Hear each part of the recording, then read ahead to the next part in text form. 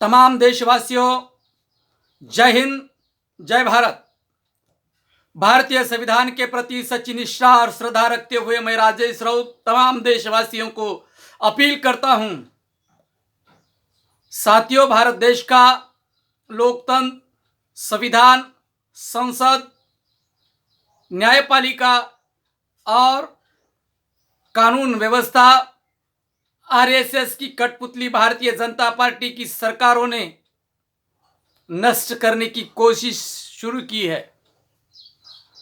इसका एक ज्वलंत उदाहरण उत्तर प्रदेश के हाथरस जिले के अंदर बुलगड़ी गांव में जो हादसा हुआ है, जो दर्दनाक घटना हुई है, उस मनीषा वाल्मीकि की मौत को लेकर आरएसएस का असली चेहरा देश के सामने आया है। 2014 के बाद देश में आरएसएस की सरकार केंद्र में बैठी है और उत्तर प्रदेश जैसी सबसे बड़े राज्य में भगवाधारी आरएसएस का नेता योगी आदित्यनाथ उत्तर प्रदेश का चीफ मिनिस्टर बन गया है। गुजरात में हुए दंगों के बाद जो नरेंद्र मोदी की प्रतिमा आरएसएस ने तैयार की थी, उससे भी कड़ी प्रतिमा आरएसएस के माध्यम से योगी जी के रूप में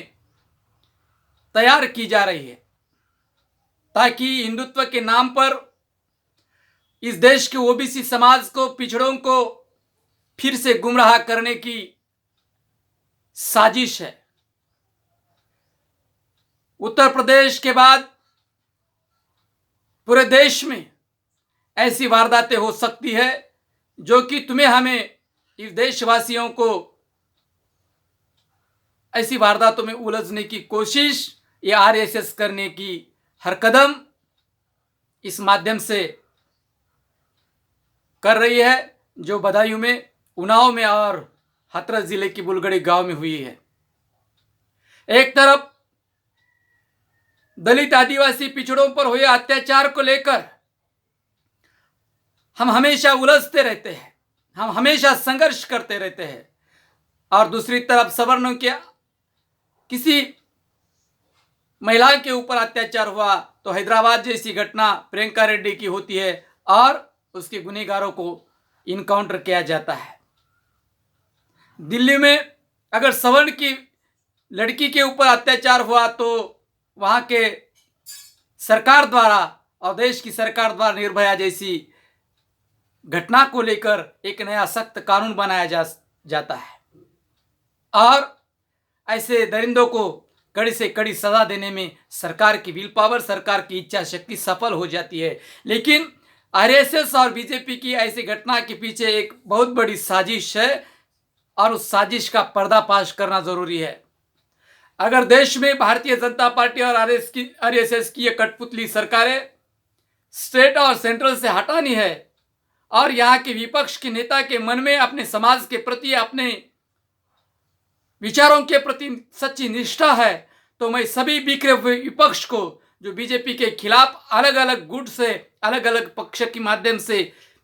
वोट बटोरते हैं, वोट बांटते हैं, ऐसे सभी विपक्ष को आह्वान करना चाहता हूं कि विपक्ष के नेताओं को इस माध्यम से अपील करना चाहता हूं कि बीजेपी के खिलाफ जो आप अलग अलग तरीके से लड़ते हो, अलग अलग पक्ष के माध्यम से, फ्रंट के माध्यम से लड़ते हो, तो बीजेपी की ये ताकत और बढ़ जाती है। बीजेपी को रोकना है और आपकी नीयत साफ सुथरी है। विपक्ष की नेता के बारे में मैं कह रहा हूं, अगर विपक्ष की नेता की नीयत साफ सुथरी है तो विपक्ष के नेताओं को आपसी मतभेद भूलकर, आपसी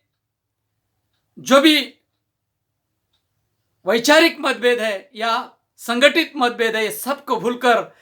भारतीय जनता पार्टी के खिलाफ राष्ट्रीय स्तर पर या और स्टेट के स्तर पर तुम्हें संगठित होने की जरूरत है।